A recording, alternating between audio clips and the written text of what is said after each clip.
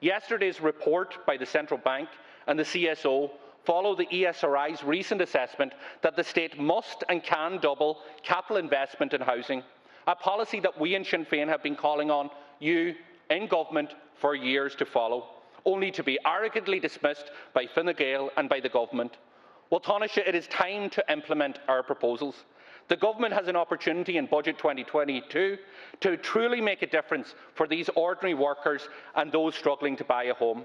And in the interim, we need to see real action, Taoiseach, a real action to help those that have been caught in the rental trap. So can I ask you if you will take on board what we in Sinn Féin and the ESRI are advocating, that is the doubling of capital investment in homes that people can afford in October's budget. That is the bar we expect you to reach in October's budget. Can I ask you if you will even try? And will you move to ensure that renters are protected by a 3-year ban on rent increases? On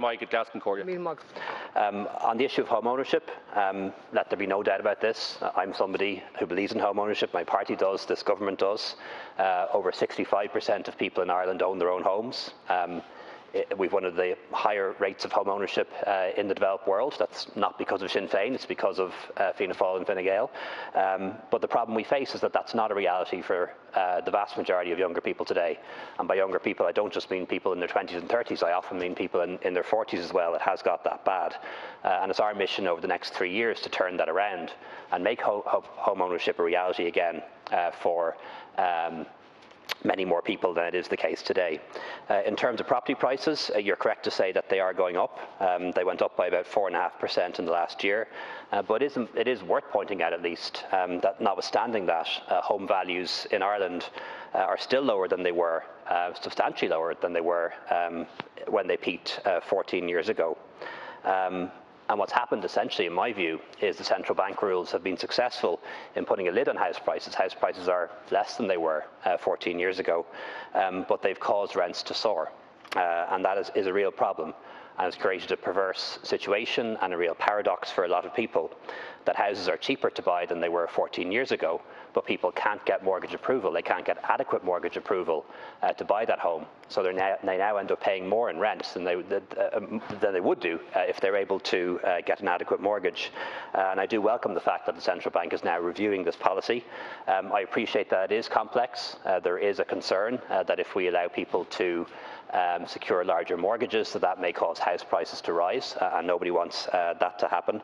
At the same time, it may actually drive supply. It may actually get developers and builders into the space where they're building properties for amounts that people can afford if they get those mortgages. But that all has to be worked out, and I do think there is a potential role for government in all of this, and looking at models like they have in the Netherlands, for example, where the government provides partial guarantees for first-time buyers buying mortgages for reasonably priced houses to protect them against negative equity. And I think perhaps we can examine models in that regard.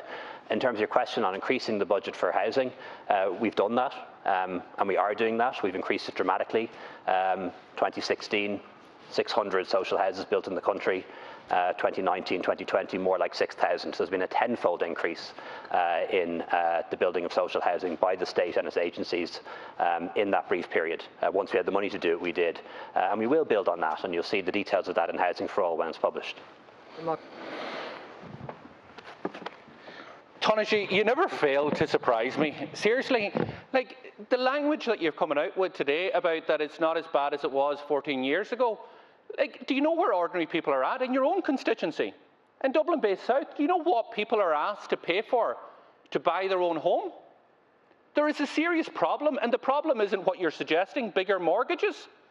The problem is what the ESRI, the Central Bank, Sinn Féin, and many others have been saying. The issue isn't about stimulating more demand, which will push up house prices. The demand is there. Listen to ordinary people. It is about dealing with the supply. So that's what the ESRI is saying. Double capital investment from where it is today, Taoiseach. Don't skirt around the issue. Double capital investment from where it is today. This is a man-made problem. Indeed, your government has created this problem. When you decide not to build houses over the last decade in the volume that was required, then we have a situation, as the central bank points out, the imbalance between supply and demand, which is pushing up house prices, and they are telling homeowners that this is going to continue. So I put to you again, will you commit to doubling investment in capital investment in this year's budget, and will you give that relief to renters by freezing rents for the next 3 years? Thanks very much, Deputy. I think you're trying to misrepresent what I said, and that's exactly what you did the last time we discussed the issue of housing in this chamber, and unfortunately you were partially successful in that regard, and that's a poor reflection on you, but also a poor reflection on others who accept your spin too often when it comes to the issue of housing. But again, to answer your question, the government has already dramatically increased investment in social housing. We will do so more. You'll see the details of that in Housing for All when it is published. Social housing benefits everyone. It gets people off the housing list into social housing. It frees up more properties for other people to rent, thus bringing down rents. And it means that there's less competition for first-time buyers and people who are upgrading. So social housing is a good investment. It benefits everyone in society, not just those who receive social housing. But what the most people want in Ireland, or the majority of people want in Ireland, is to own their own home. And we have to look at that end of things as well, because it's not just one simple solution that solves all these problems. This is a complex area and requires a lot of different policy interventions. So yes, more social housing, absolutely, and please vote for it on local authorities. We do, you don't. It also involves cost rental. It also involves affordable housing schemes. But it does involve the building of more private homes that people can actually buy, because that's what the vast majority of people want.